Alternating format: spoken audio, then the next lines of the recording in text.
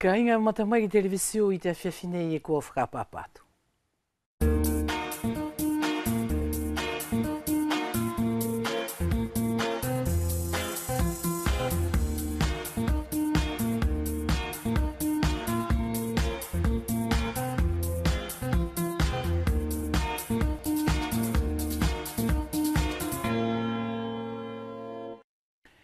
Et c'est toujours avec beaucoup, mais beaucoup de plaisir que je vous retrouve.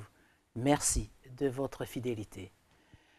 Quels sont les visages de demain ou quels sont les visages de l'avenir? C'est le thème de notre quotidienne Talanoa durant cette semaine. Ce soir, nous accueillons sur le plateau de Talanoa deux visages de demain au nom de Liliosa Kanimoa et bien sûr Kahoa Limai Pakaina Malau, que nous allons retrouver dans quelques petites secondes. Avec elles, nous allons parler de leur avenir, de leurs projets, de la société de demain, de la mondialisation et bien sûr de leurs projets. Mais nous retrouvons tout de suite Hippolito avec sa chronique Tukutuku Matua, avec un sage du village de Tepa au nom de Sivi Liufau. Te u fofonga o te kahau, te u fofonga o te apongpongi, ka inga ko te kuputaki ai o tatou Talanoa, ko ia i te awhiawhiani maua i he whainga maari e tauleka-leka. Ke tō whakatahi ai pia mo te u fofonga o te apongpongi, i te hingoa ia o te uwhinemui ani, ko Liliosa Kanimoa, o whē iaipe ki te whinemui ani, ko Kahoa Limai Pakaina Malau. E tō vai ana i pia mo te u whinemui ani ia tāna ia tā ofi tāna mau o uhinga ia pia mo tāna sio ana o ke te mauri, te laka o te temi, pia mo tāna tō mauri whakatūpuranga ko te uhifuki, ko nā tō aikana tō whau ia te kahau tātou i te utau ani kātou mai.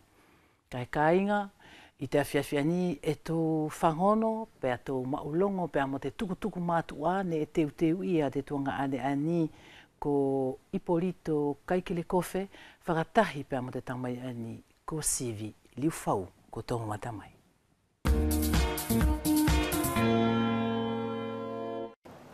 Ko ia kāinga, malau takoto kātaki i te awhiawhiani.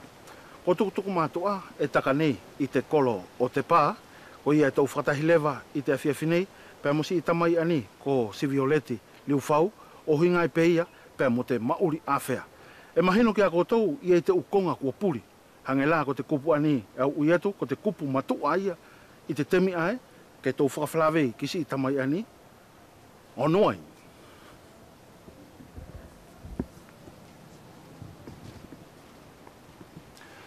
Ia Sivi, e whakapapātu ki tau poto, malo te alonga o tau mauri pēmo tau whakataki i te pongpongi, pēmo te tau hea pē ki te ki whamiri.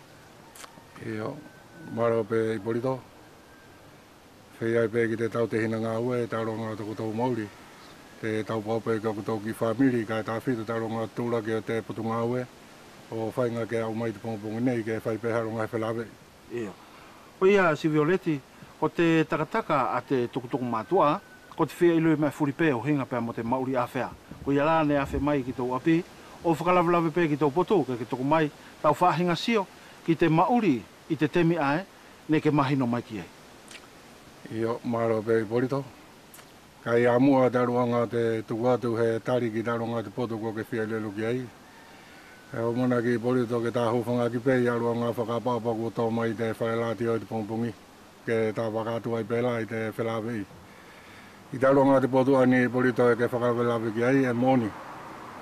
E te taitanga tāni o taitanga ta whaufuki. Kai ki te ki temi e ne wheara ke whaito he whakataritari ki te ki temi ne mahino ai ki ai. Koe au tō mai pe Hippolito mai te onongo furu mātauru au ki te nongo furu māwha. I taronga tu ki potu ne au kou māra mo wheaonga au mahino ki taronga te mauri o te temi kohiri. Ke whealala ke vai mai te ukonga ia i te utaua ia onong fulmātoru, onong fulmāwha. Ia. Maro ia Hippolito. Konga ia au whia tōki ai. Te aronga te mauri o te kaumātua o te utaua ia ne au no fo whakatahi mo nātou. I taronga tono tau mauri whewhawhani, mauri vai vai. Ia mea whiripe taronga tono tau mauri, nena tau whe mauri vai vai aki mo whetakoni aki taronga te mauri a nātou. Ko tana ohinga sivi I te temi ani, mor kei mau te whahinga mauri aia. I porito. Au mana ki te mauri o te temi ani. E ia I tona whahinga pāki kua na hanga pupunu I te aruanga te mauri o te temi ai mo te mauri o te temi ani. E loi ka pau mo le hakitai a ki potuaranga au e poka hakita ki whai whara. Mo le kei whareia ke ofo mai ae mo tona ki whainga maari e. Ke hakita ae mauri whainga taa.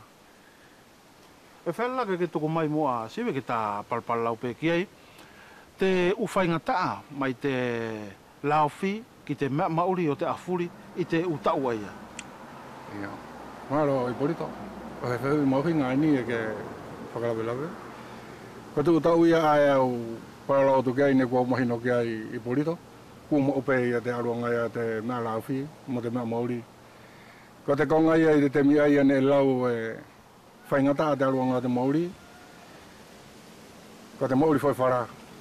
Ka ki te aruanga ia te mea lauwhi mo te mauri kua whainga fua mai pe ai tu tau ai. Io, tu tau aia. Tā hoho mai pe mua sivi ki te whatongia. E ko te tupuanga taku aruki ai taku whehui, he te tei ke palalau te hai te temi nei, kua whaingata te whatongia. Kua whetongi te whahinga whakaukau. Ne whewhai te whaiwhaitaki o te whatongia I te temi aia. Io, maro I porito. Tuku pēr ke whai heki I whakatari taritari no pēr ki taurunga te potu ani I whakalawe ki ai. E mahino pēr kako I porito I te u tau aia. He ki whoki ki ta aatu o kauki heu konga whia. Ko te mea au whai, ko te whemuri aki heu ngāu e whai. O lau ko te u whatongia ai. Pene whai I tauleka reka o si I porito. Te aruanga te miai ai te lau ai ko te kawhai pe whuki he ngāu e tau lau ko te whatongia ai. Pea mora whuki ko tu ki whatongia ai te miai aki te u aho hūwhanga tātou. Ne whakarongo pēr I porito ki te ki whahenga mea ke mau. Whai aki hau mōranga. Mora te tau ia pēr mo te temi whau ani o tātou. Ka ko hau ki mea whangauna pēr mora whuki ke whiaru koe ki tu aho e whai he ke uwhi whuki koe. He veri tau ki puoka. Ko nā te whahinga whakataritari atu I porito ki te aruanga te potu ki whakalawe lawe. Ko ni ke tala no mai ki te o ki puaka. Au whia lui pē, he ko te minei, kua tahi au mai pē e te Kristiano, tana ki puaka o taupau pē tona lotu whale whai te o ki a. Ne whewhai I te temi mai ne kua ke oho ana mai, ta koutou whahinga whangai puaka, ne hangai ko te temi nei? Io I te temi ai tu tau ai ana au whakahatu kua o marama lei. Ne whai te whangai puaka ai, ka ne mole heki he ai. Ne haere te whanga puaka ai e te loto tai, ko te āpē ne whai ne hingoa ko te āmatua. Ngata pēi ai a te a, ko te kai whangai puaka furi pē te haia, maharui uwea ne kātoa, ne koi ai. Ne whangai puaka pē te haia ki te wae matātai. Tā whakaosiosi mai ki te āmatua ani ne ke tuku mai, e whakatuu, nei tū I whea te āmatua, e tū pē ngā taipei, e pē tō mai ia ki te loto whenua. Oho, e tū pē ia I te matāha whanga I te e la ia loto whare. E tō roto ia I te āmatua. Tō waka pē te āmatua ki te tō mea o aruai. Mai ālere, ki Wailara, ko te āmatua pē ai. Ko au whakamalo atu si Violete, ko ia ka inga ko te katoa atu ana a te komilongo a te tukutuku mātua ki te awhiawhine.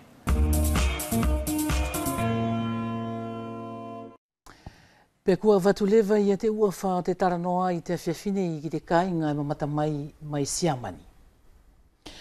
O nge pe koe konga ne kua u whakahatu ko te awhiawhiani e tō whakatahi pe ama te u whafonga o te apongipongi, te u whafonga o te kahau. O hange la ko te potuani o kahoa li mai malau pakaina pe amo liliosa kanimoa. Kahoa li mai e kua u whakapapatu, malo tau kataki. Pea malo mo se au loto to afu ki hau ke tau tarano ai te awhiawhia ni. Malo ia nive. Ia mua o te tāpara lau o whia whakamaura atu ki sio potu.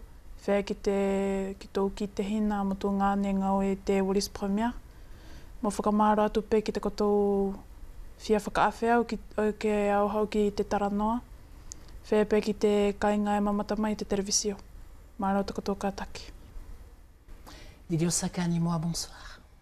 Bonsoir Nivé, bonsoir à tous ceux qui nous regardent ce soir. Comment vas-tu? Je vais bien. Tu as peur? Non.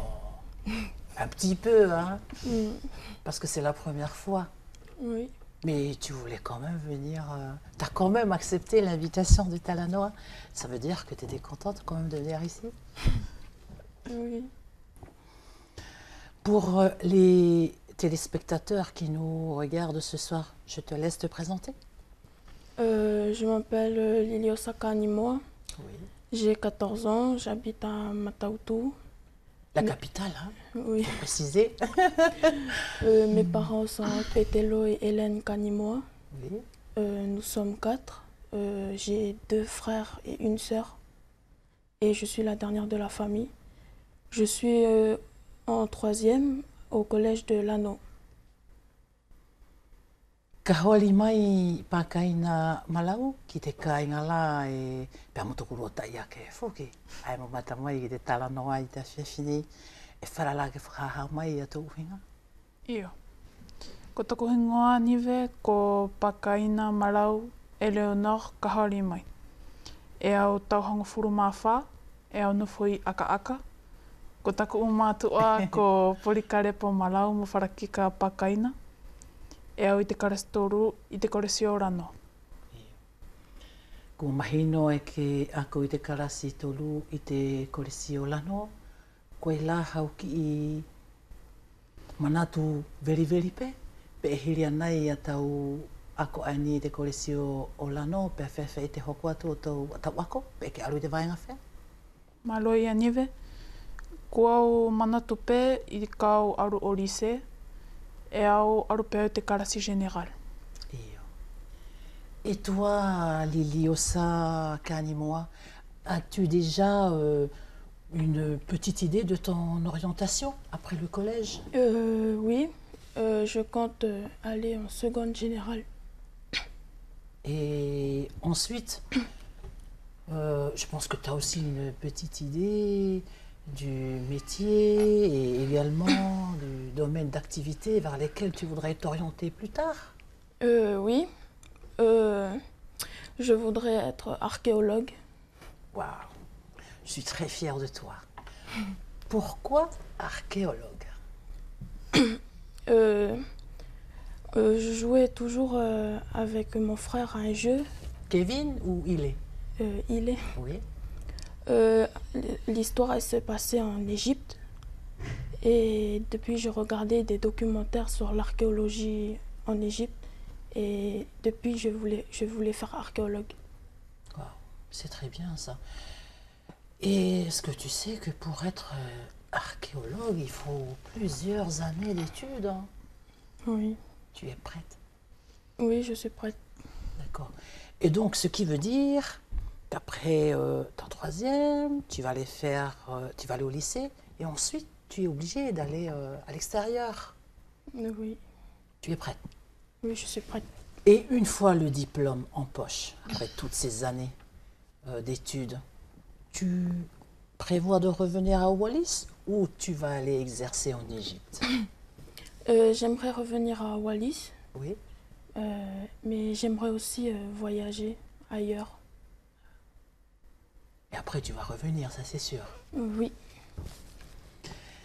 E whera la kahawali mai e ke whakaha mai hiri pēr nei a te ako ani kumaina whoki o si pēr nei a te koresio pa ke alu ako i te lise.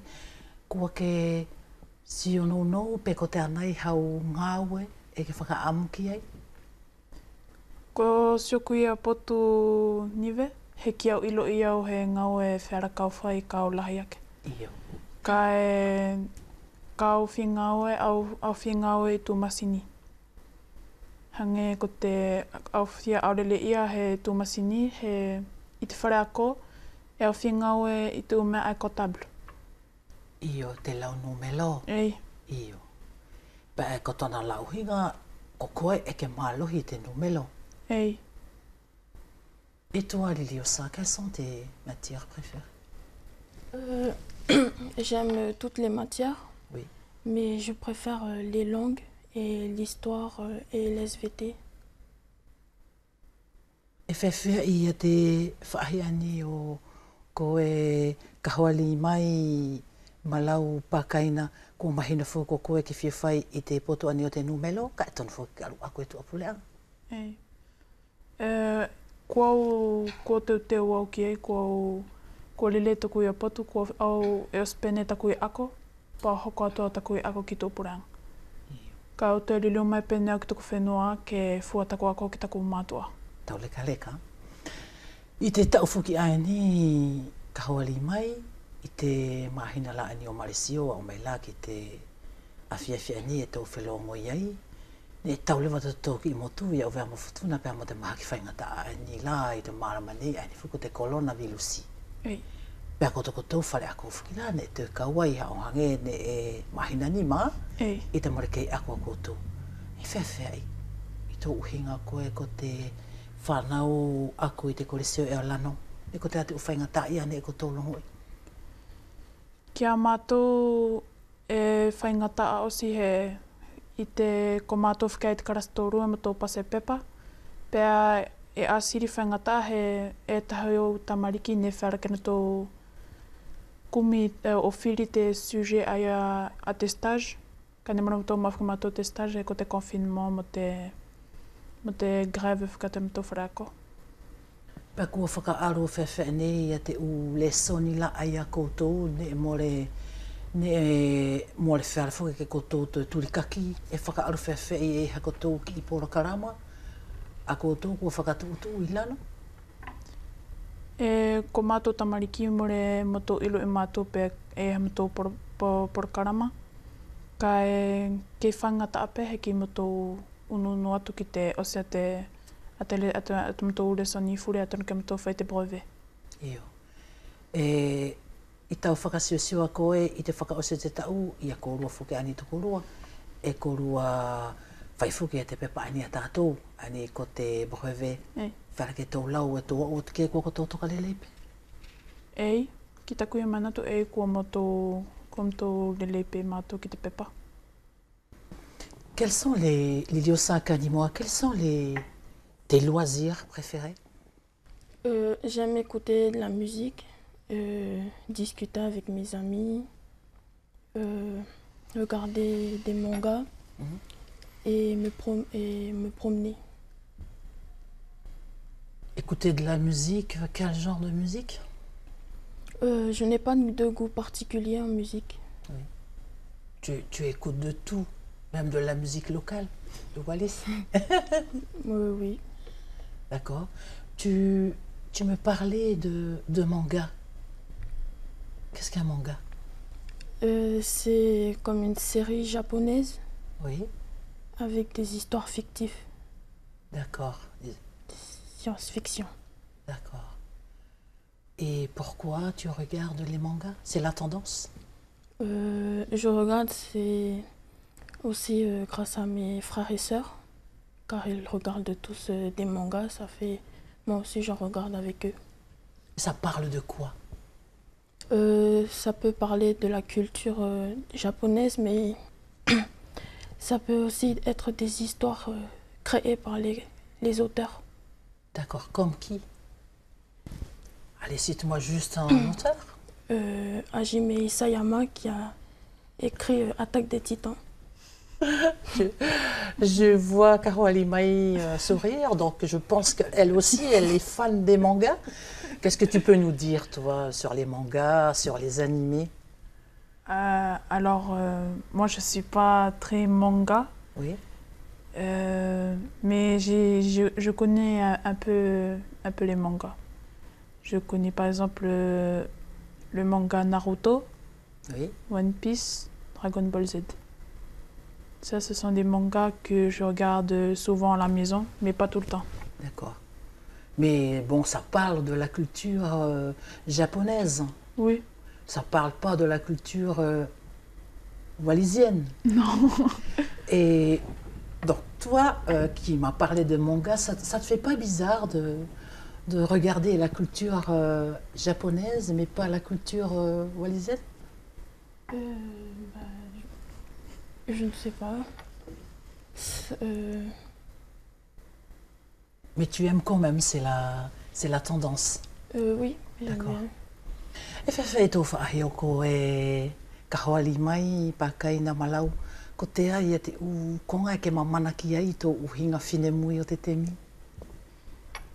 Maro ia nive, ko te umea au lele ia ka whai tuku api ka morau ako, ko te neti, Ei whoki. pe ka ia he kirikiti, pe mtaora mo ta kirikiti, te televisio, mo te nefo whai parala mo taku matua, mo taku whamiri. Io. E ke paralau mai ki te neti e whewhea i ko te utemi whea ai e ke whakaaonga i te neti. E au whakaanga te neti ka kohe mea ki taku ako, pe kohe mea e tonu ka whai parala mo taku whamiri ai tuapuranga. Io. E ke whakasiosio kei whakaaonga lelei e koutou ia te ulelei ai a te neti, pe ko ai pe lewa heki i laka lewa mamao hatu aru mamao i te ulelei o te neti, ko te atau sio a koe. Au si au ko te neti mori kohe mea whuki ai kovi, ka ke poto pe koe tana whakaanga lelei, pe lelei pe te neti, ka ke whakaanga ai kovi lewa koe te neti, pe a kovi te neti. Ka ko i taku sio nei kua laka ki moa te whakaanga ai a te neti.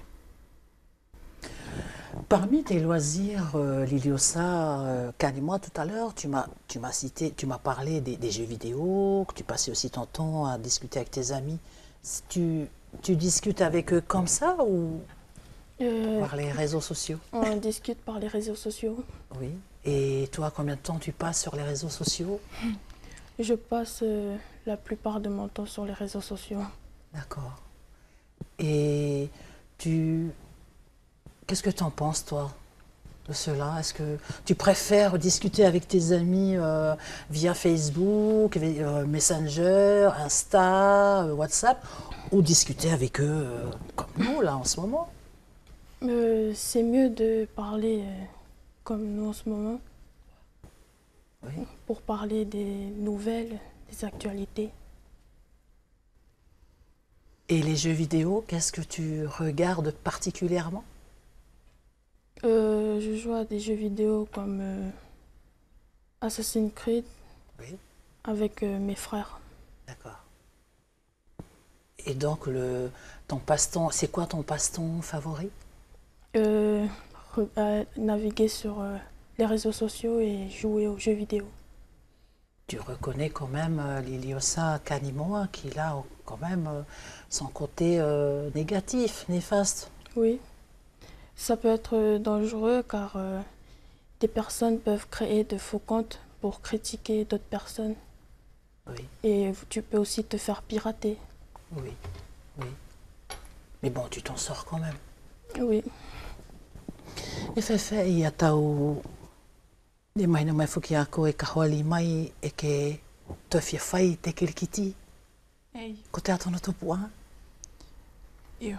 Ko te tupuanga o taku lele ia te kirikiti, i te aho ne kau taku kui i te ngau ia ko te kirikiti. E tāwite? Ei. Io. I tāwite whāmai pēr mo vise i marau. Ko ia te tupuanga a taku whiawhai te kirikiti, ka ko fukia au ka pe whakau te whaitau a te wheke. Ei, te whekai. Ei. He ko te whaitau pe aia ne kau e taku kui, taro mai te kamata te kirikiti. E ke iloi he uki i le kula veli pe o te kirikiti? Io, ko te au iloi pe au molau malama lele ki te ule kula te kirikiti. Ka ko te mea pe au iloi e tonu ke tahau hau ono fuki ke maha o whaipuani ki te u whaipuani ke maha ke kani e tau. Te whaitau ai ke kawai. Te whaitau ke kawai. Je te vois sourire, Liliosa Kalimoa, bien sûr, quand elle parle du cricket. Est-ce que tu connais un petit peu, toi, le cricket traditionnel? Non, je ne connais pas comment les personnes peuvent y jouer. Oui. Et je ne vais jamais regarder. Mais je pense qu'il va y avoir un match de cricket dimanche prochain. Est-ce que tu feras l'effort d'aller regarder un petit peu pour voir le féqué, par exemple? Ça te dit? Je ne sais pas, ça dépend de mes parents. D'accord.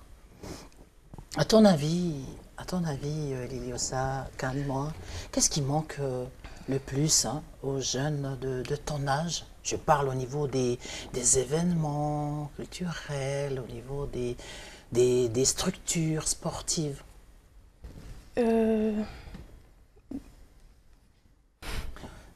La jeunesse, la jeune fille de ton âge, tu penses que tu as tout ce qu'il te faut à Wallis? C'est malheureux car il n'y a pas beaucoup de travail ici. Oui. Donc les jeunes diplômés, ils partent chercher du travail ailleurs. Mais pourtant, ils veulent rester ici auprès de leur famille. Oui. Et tu penses qu'ici à Wallis, les responsables de Wallis, je veux dire, est-ce qu'ils organisent assez d'événements pour vous les jeunes? Est-ce qu'il y a assez pour vous d'événements pour vous? Je ne sais pas. Des rencontres pour vous permettre de vous rencontrer entre jeunes? Non, parce qu'on ne se rencontre jamais. À vrai, part les compétitions sportives. Les compétitions sportives. Il n'y a jamais de rencontre. Oui. Et toi, tu aimerais bien? Oui, j'aimerais bien voir mes amis ailleurs. À Harake et aussi bien à Hifo? Oui. Ko te atau manatua koe kahawali mai ki te tana no la ki te uwhakatūtū ai ki a koutou la ai ko te kautūpuranga o te temi ko koutou whuki ani ko kouroa whuki ani ko te kahau e ke whakasiusio la e whea unga tamatou tokonga ki a koutou tamatou whaihange la he u whakatahi whakawhenua he u whakatahi he upare pako ukirikiti ke koutou whelare iai. Ki tuku ia potu, he morau ilo ia o pēr whaonga. Kai mooni e tonu ke lahi mai pē he tahu whaahinga whahai ke whera ke mato oro o whaiparala mo mato kao mea, ke whera mato te whesio aki he tahi whahai. Ka te whakaamu aia te taiake ani o koutou. Ei. Ko te aia tau whakafuafua ai a koe kahawari mai ki te aruanga la ai pēr mo te u whare ako ani a koutou te kolesio la ani o Mataotama, kolesio ani la o Muanei, pēr mo te kolesio ani o koutou. E whai ako te u whelawe? Ei, kai more mato whai whelawe i tu umau. Hange la ko te cross he whare ke mato whai whelawe i aki. Eo. Ko te a te cross? Ko te whainga oia tonu ke lere pēr ka ke moa pe ke moa fuki. Est-ce que le collège, quand même, de l'anneau organise des rencontres au niveau des collèges, enfin l'intercollège, il y a ça? Avant le Covid, on pouvait se voir à la fête de la science. C'est quand la fête de la science? Normalement, c'est chaque fin d'année, je crois. Oui. Et il y a aussi le cross. D'accord. Et qui organise la fête de la science? C'est les professeurs et les responsables de la scolarité, je crois. Et je pense aussi que vous avez aussi, comment on l'appelle, vous avez aussi la journée ou les journées du patrimoine. Ah, oui, on a des journées de patrimoine, mais c'est surtout les quatrièmes qui y vont. D'accord. Tu n'as jamais participé à ces journées-là? Si, l'année dernière. Et donc, qu'est-ce que vous avez exposé? De quoi vous avez parlé? Parle-nous un petit peu de ces journées de patrimoine. On parlait sur les étoiles Oui. et des différentes légendes aussi sur les étoiles. Comme quoi? Je ne me souviens plus. D'accord. Mais tu as aimé quand même, tu as participé, tu jouais quel rôle? Qu'est-ce que tu faisais? Je ne participais pas beaucoup. Oui. Je lisais juste une narratrice. D'accord, d'accord. Donc tu as aimé quand même. Oui. Et ces journées-là s'étalaient sur combien de temps? On commençait nos préparations vers le milieu de l'année Oui. jusqu'au jour J. D'accord. Et il y avait beaucoup de participants? Oui, oui. C'était nos classes. Donc ça veut dire que ta classe, les collégiens, ils ont tous ils ont adhéré. Pas tout le monde. Ah, pourquoi? Il y en avait, ils ne voulaient pas participer aussi. D'accord. Kaholi mai e mahina mai foki I te koutou whakatūtū whare ako, ani ne ke paralau mai ki ai, e whai foki e koutou I te cross, e he tahi u whakatūtū ka henga koutou I te lerenga horo? Ei, hangepe ko te taramai e Liliosa. Ei te Fête de la Science. Ei. Mo te patrimoine, te cross. Pea mo tu ai e pea hange ia. Ia.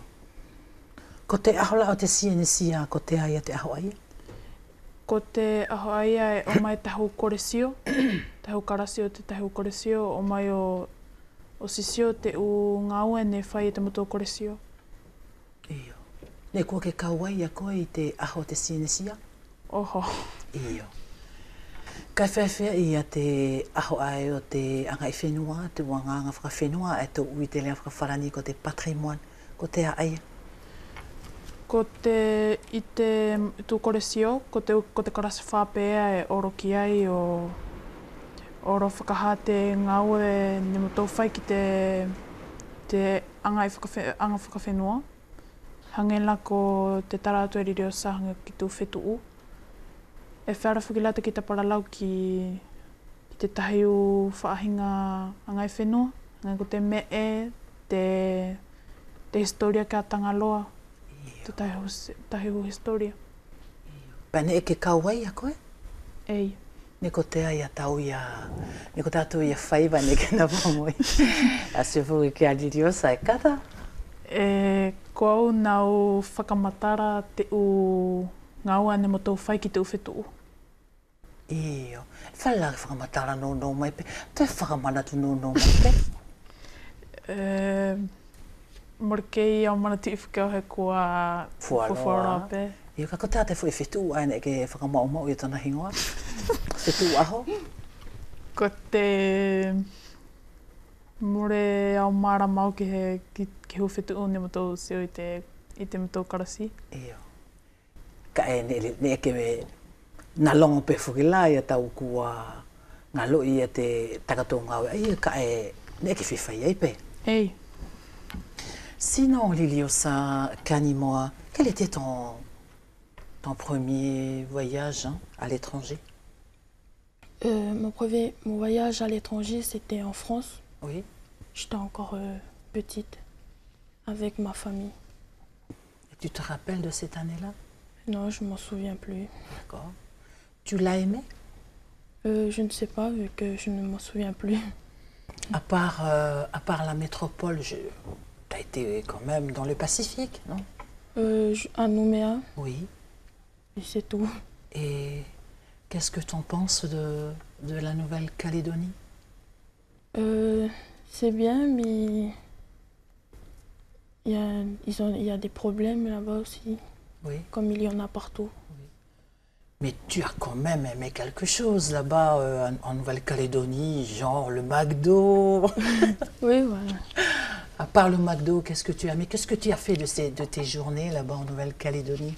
On partait voir nos familles qui vivent à Nouméa. Oui. On partait aussi faire du shopping. Oui. Et on partait se promener.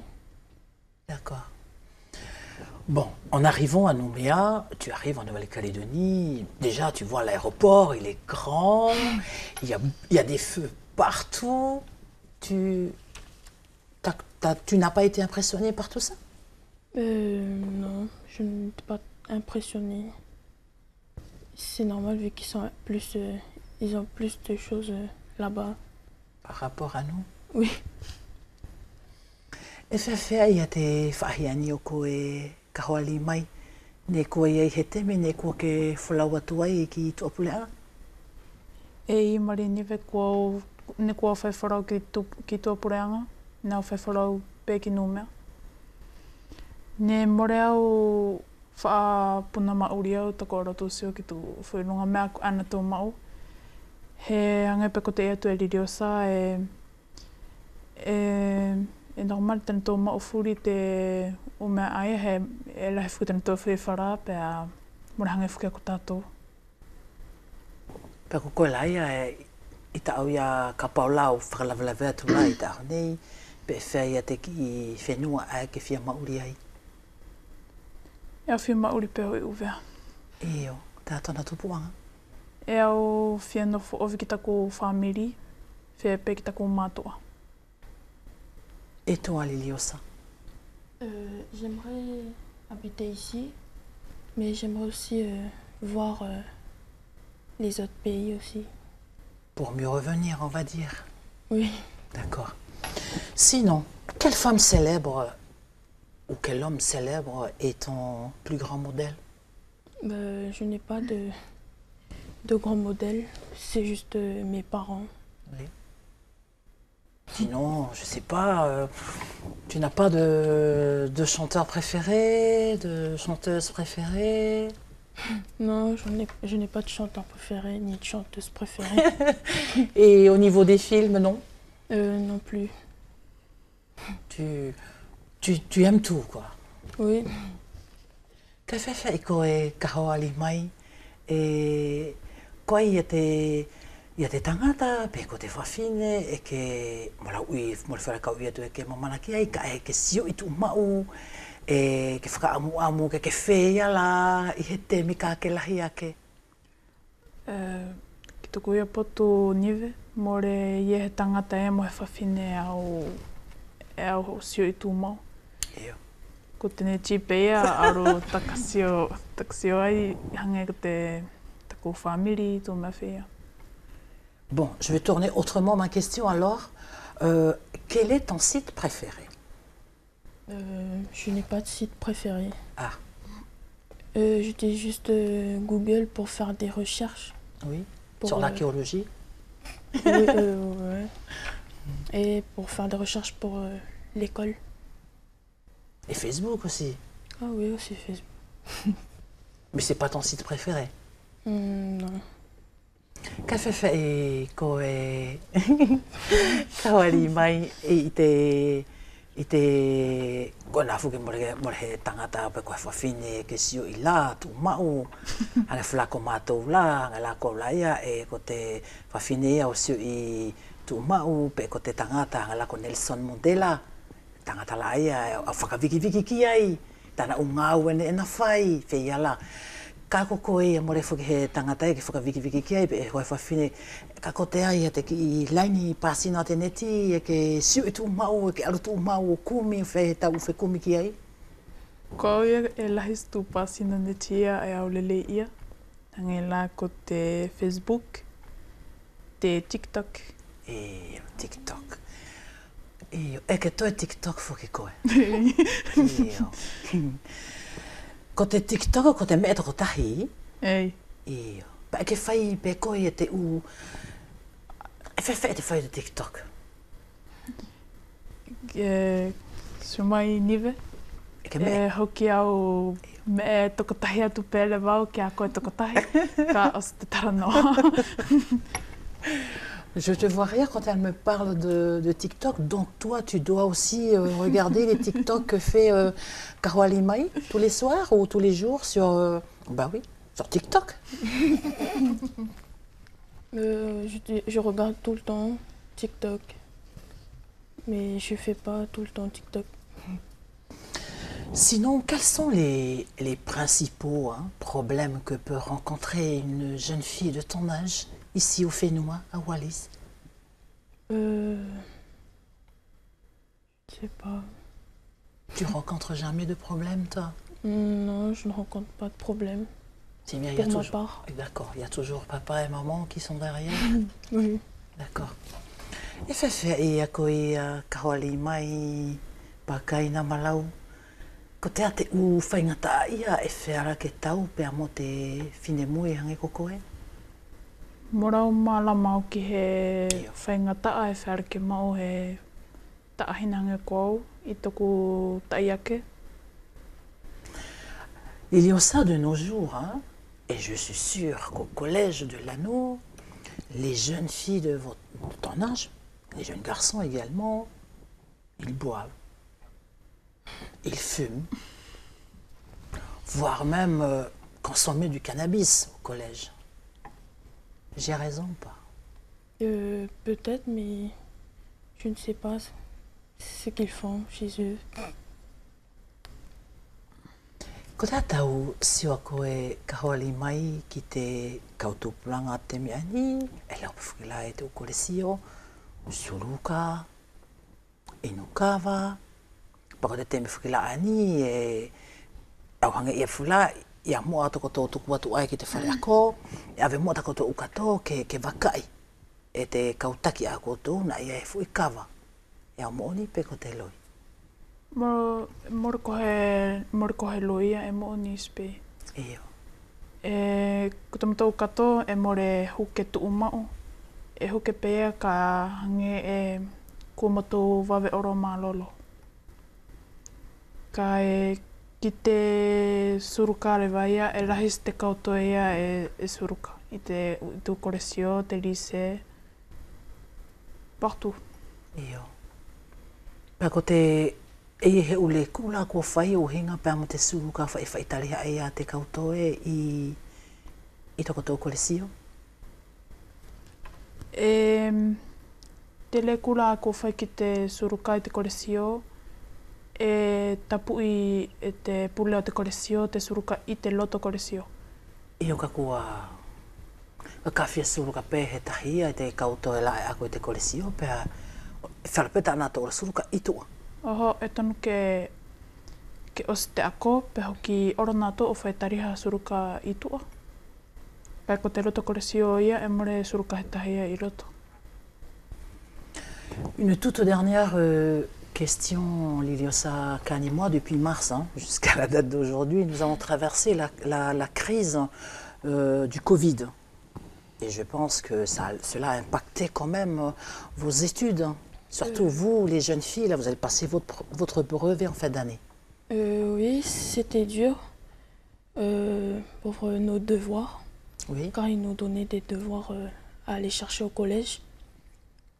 Parce qu'il y avait des devoirs on ne pouvait pas comprendre. Et pas tout le monde pouvait aller demander sur Pronote des explications. Et est-ce que vous avez quand même pu rattraper?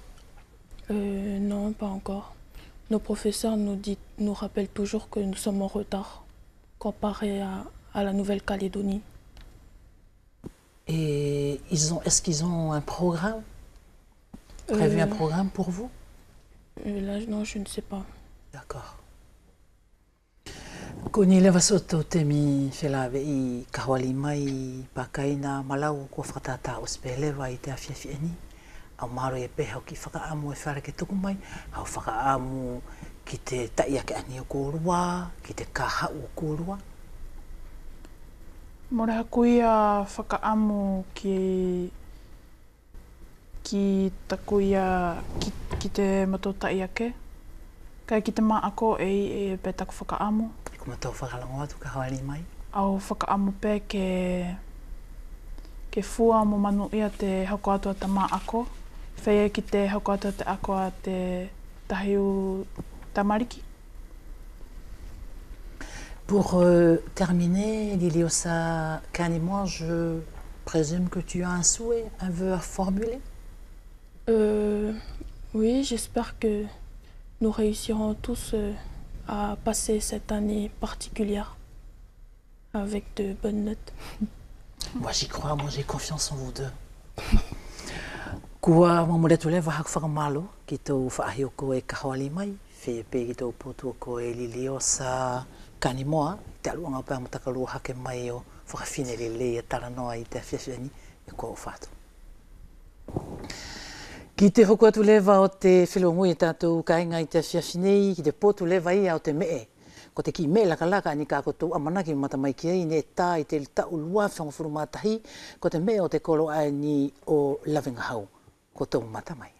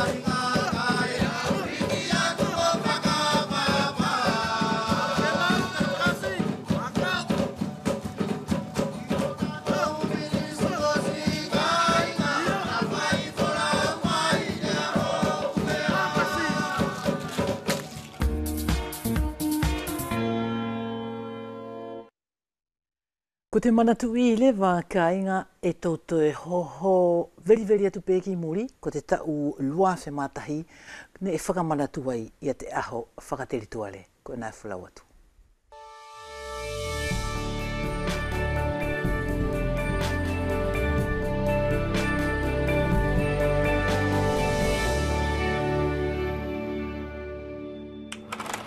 Autour de la commission culture présidée par Petelo Mafutuna, quelques membres du conseil territorial des femmes, du monde sportif et de retraités ont répondu à l'invitation. Mais c'est surtout la jeunesse qui s'est déplacée en nombre et pour cause, après l'allocution du président de la commission, suivie de celle de Patita Lakina, ex-président de l'Assemblée territoriale, la parole était donnée aux jeunes. L'un après l'autre, les responsables de district ont, après le président du CTJ, Kameli Fihipalai, demandé aux autorités de redoubler d'efforts et d'œuvrer en faveur d'une politique d'insertion des jeunes dans la vie économique et sociale du territoire.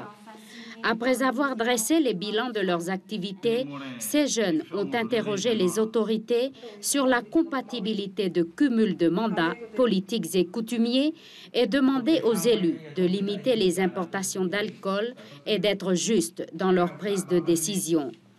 Les coutumiers font appel à nous que lorsqu'il y a des travaux, c'est sur ces reproches que les jeunes ont cédé la parole aux responsables des sports. Des sportifs qui réclament plus de structures pour plus de performances et moins de délinquance. Après le responsable du basket, le président du CTOS a regretté que le sport d'aujourd'hui a toujours besoin de financement, contrairement au sport traditionnel de nos aînés. Prochain témoignage lundi prochain à 9h, toujours au GIE de Akaaka.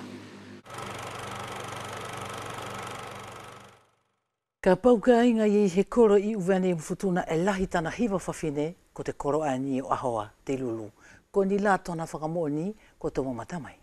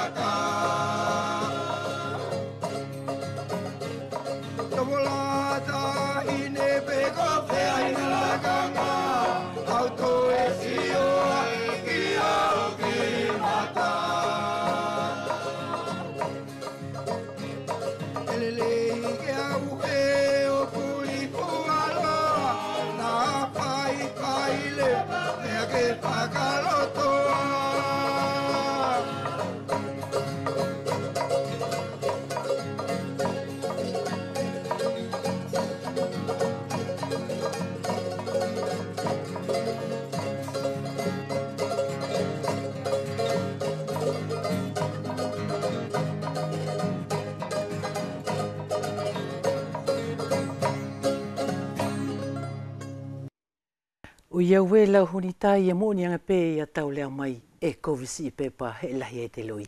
Tana whala.